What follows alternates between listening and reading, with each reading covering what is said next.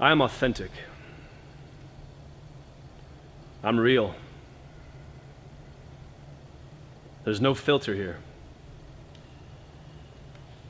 I express honestly and openly. I have a willingness to learn, moment by moment. Anybody can teach me. I'm a hunter and gatherer of resources that can help me grow into a person that is a resource for others. I know there are a lot of people lost at the sea, drifting through the fog, and I can't go out and tie myself to every single one of them and drag them ashore. I am a lighthouse, planted firmly on the foundation of solid ground. I cast my beam of light, cutting through the fog, elucidating where that solid ground is for people. I find needs and I fill them. My needs and the needs of others are valued equally. I'm in love with life. I'm full of gratitude. I'm grateful for my son, for my wife Monica, for my friends, my colleagues, those I get to train with today, those I show up for every morning, those that I train for in my future who I don't even know yet. I'm training for them now. They're gonna get every ounce of me, my authentic self, my love. And it all starts right now.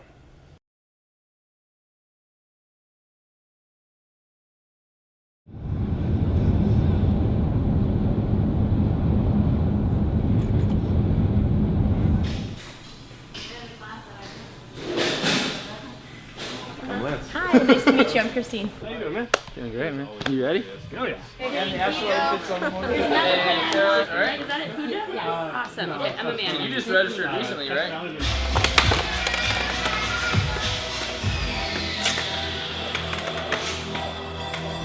And I want to dive deep into what it is to train like a ninja, you know, and inspire people that level of intensity, that level of focus, that level of just dedication to the craft, and where that can take you. This group's ready. Like, let's take them where they already want to go. 1, 2, 3. Attention! You won't get away.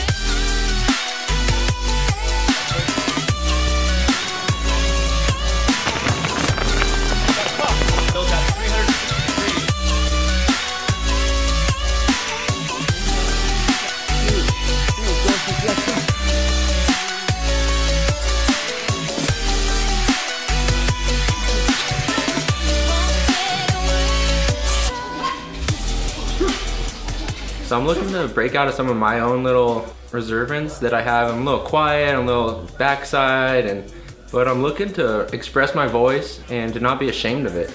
And know that I'm in a safe place with other people that are also pushing their envelopes, pushing their skill sets.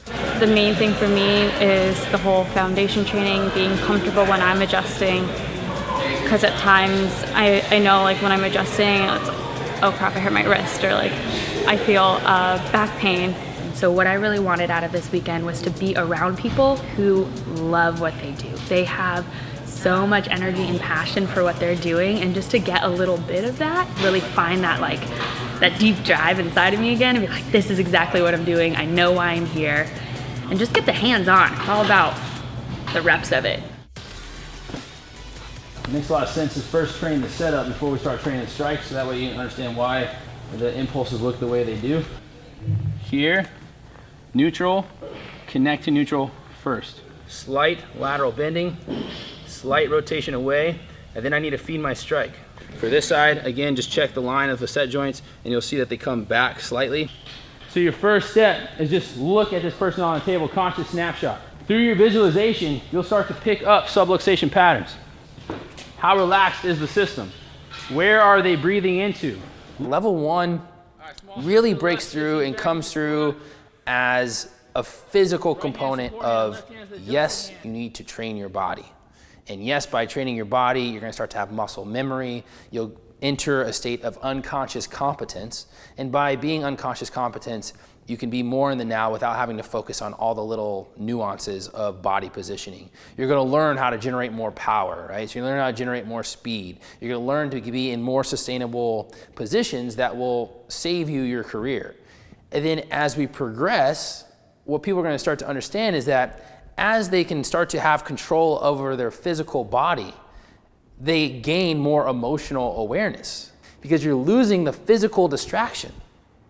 And so when we have less physical distraction from our internal and external environment, we have more sense awareness of our emotional states. And then once you learn the emotional states and get emotional intelligence, then you have more spiritual awareness. So there is kind of a progression of consciousness as one undergoes this. And so who is this camp for? The people that are wanting to discover why they're here. Why were they called to be a chiropractor? And how far can you take it? I'm the kind of person that, with all the stresses, it just keeps building up, and I don't really express my emotion as much. And gave me a cervical adjustment like C2, C3. I remember like my facial expression changed, and then my eyes were like fluttering. In that moment, I knew I was just gonna cry. What are you feeling? Emotion. Yeah. Yeah. It's okay.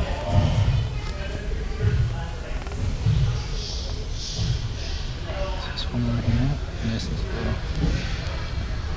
There you go. It kind of all just came out. I couldn't control it. I don't know. Honestly, I don't know what happened, like why I was feeling that, but all I can say is I'm glad it all came out because it cleared me out. I was able to be fully present in this training camp with a clear mind, with great energy. The movement quality increased a lot today. I was not able to catch any of you in terrible positions in the second half of the day, which was good and bad, because I don't want you to have a short-term quick fix that we don't catch here. I want to catch you in all of your shit. This to me is not a place that you come for answers. We don't have any answers. We ask questions. And if you have needs that are unmet, we want to try to help you find them while you're here or while you are not working on people in practice. Because that's not practice. That is game day. We're doing a talk tonight at 7. It's at the Source Chiropractic. We'd love to have you there. It's always good to it kind of can help propel us to where we want to be for tomorrow in a lot of ways. When we get everyone on the same path of just coming together and just diving deep. I feel like it hasn't gotten there quite yet with this group. Not yet. And part of it is what I'm becoming sensitive to is when a few people are distracted. Just a few people being distracted won't allow the group to go there. And they have to go there as a group. Well, I don't think it's what we do in other places. I think it's the local environment that people are so hungry for the energy that these camps bring, because the contrast is when these camps leave, there's not a network and a community and an organization or a school in place that nourishes that type of activity and that type of mentality and these programs that we encourage.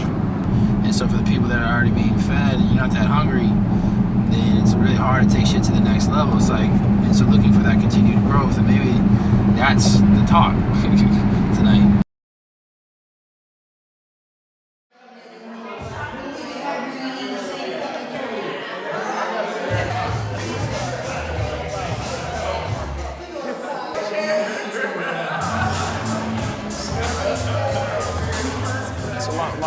My thought tonight is, how do you stay hungry even when you're fed?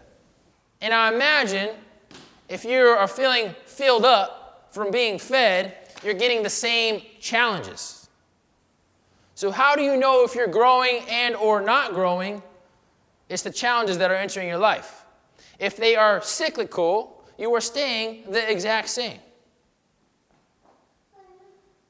If you are getting new challenges, I invite you to welcome them and overcome them. Because I do believe that you will never get dealt something that you aren't ready to handle in the moment. Because the truth is, you can do a push-up and make it extremely difficult or make it extremely easy. And you can do a sprint. And you can be within your comfort zone and make it easy, or you can make it really difficult. So where are those moments that could be cyclical that you just take it to the next level anyway? As always, I love and appreciate you. Thank you for being here. It's a fun ride. We enjoy the moments. I'm savoring this right here and right now. Being in the Bay, being able to connect with all of you. Man, just love what you do. Love what you do and appreciate every single moment because it's a ride and you don't know when it's going to end. So enjoy the ride. Let's get after it. Yeah? Stay hungry.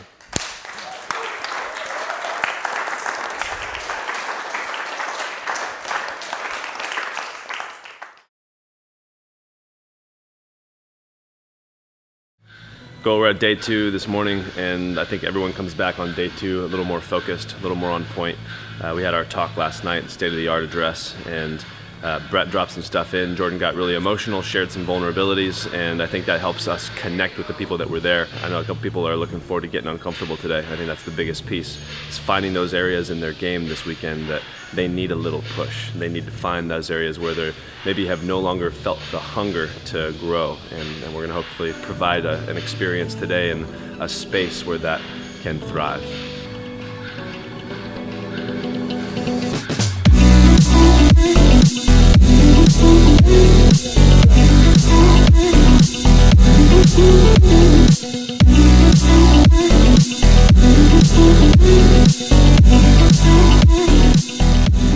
Here we are, day 2, just into camp 1. Sunday we just finished our morning workout. Got the heart running with Brett, pushing the limits, getting the sweat, and then moved into our chiro warm-up and got into some deep visualization. Lance led us through a snapshot in time where we got to visualize ourselves with someone important in our life. I began to visualize my mother-in-law 30 years ago, and she comes into the office full of light, full of energy. She jumps on the table. Hey doc, just feeling a little bit stiff in my pelvis and something in my neck. I don't know what it is, but you're the guy that can help me. There's a little bit of dis-ease in her system. I detect it, I clear it, and I give her a big hug. Send her on her way, knowing that she's gonna enjoy her honeymoon and be able to express her life at the fullest. The reason this sits so deep with me is because I wasn't there 30 years ago. I wasn't there when she was running track and getting ready to go on her honeymoon. And it was during that honeymoon that she started to show the first signs and symptoms of what would become degenerative multiple sclerosis, a disease that took over her whole body. So much potential inside of that woman, so much potential that she held when she was 18. And it wasn't just a small adjustment that I delivered, a small amount of ease that I was able to restore into her system. It would have been an adjustment that would have altered her whole existence, altered her universe. I tapped into that moment knowing that no adjustment is just a small adjustment. Every adjustment is an opportunity to bring ease into that system, to offer an opportunity for that body, that vessel, to express life to its fullest potential. We can't predict these complex systems, and I'm so happy to be here. I love what I'm doing, I love who I am, and I love who I'm training with. And so some of us have experience of emotion, and we stay there. Right? The actual experience of the chemistry of emotion is like 60 to 90 seconds. And so if you have an emotion and you express it, you should come back to the resting state. So if you have trouble bringing yourself back to neutral, I imagine that when you experience somebody else's emotion, you might stay there and feel that a lot longer as well. So this is, if you guys haven't experienced palpating emotion, that's where we're gonna go right now. And so what we're gonna do is we're gonna have one person be face down, the other person will be at the foot of the table, and then we're gonna put the person that's face down through various emotions. And then you're gonna palpate it and see what it feels like. To be, what's it feel like to palpate someone that's in anger? What's it feel like to palpate someone that's in fear? What's it feel like someone that's happy and in love? People at the foot of the table, connect to this moment. Begin to clear your space. Begin to bring your mind to the center of your head. and then send that consciousness down the ladder to your heart. People on the table, I want you to enter depression.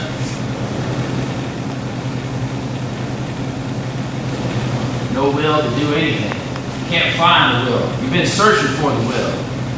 No inspiration, no motivation. Starting to hate yourself for not doing anything, not being good enough, just depression. People at the foot of the table popping depression. The deeper, more advanced stages of mastery are almost ubiquitously emotional, spiritual, and this morning we had a very intense training session, and people were coming into the meditation space a little more able to connect with themselves on a deeper level. And once they opened that door, we dove in with one of our more powerful exercises called tapping into temperament, where people are palpating different emotions and getting to get out of their own way or trying to label things, but they start to feel what someone's feeling on the table. And that is an exercise that I think in our culture is lacking. Today I had the opportunity to work with somebody.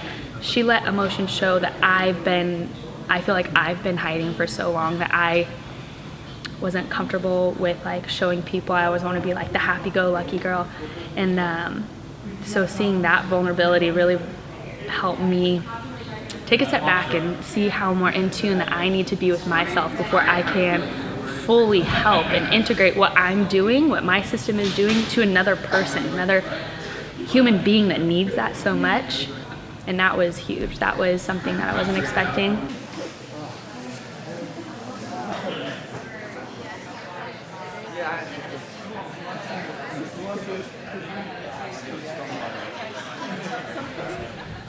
Look around and acknowledge everyone who dedicated their weekend. You guys find those tension spots in the world, and if you're the one that can distribute and become a conduit for it, you can redistribute that energy. And you guys train the shit out of it this weekend, the ability to do that. I imagine you guys felt even within this group. The first day there were some tension spots, there were some compression spots. Today there was some release of that energy, there was some redistribution, there was some shift, some evolution, and that's never going back. That complex adaptive system never goes back to what it was. It's all on purpose. You're always on the path. Just find new strategies and getting a little bit deeper and a little bit more insight, revealing a little bit more of that inner truth. Because I believe that we were all born out of a need. So it's up to us to fulfill that need and realize what that need is. And that's our purpose. I really hope that people leave the camp feeling connected to a global culture of people like themselves, to feel a part of the family that has developed, this human family. We're ninjas that train the art of chiropractic, but again, this transcends chiropractic. These are human beings that are on the path of self-revelation. At any given point, we know that there's some ninja somewhere training, that it's a global community that I believe 6 countries at least, that we've had a direct training camp at, and we know that there's many more countries involved, and the closeness and the camaraderie and the support, the love, the friendship, it's much bigger than I ever thought it would be.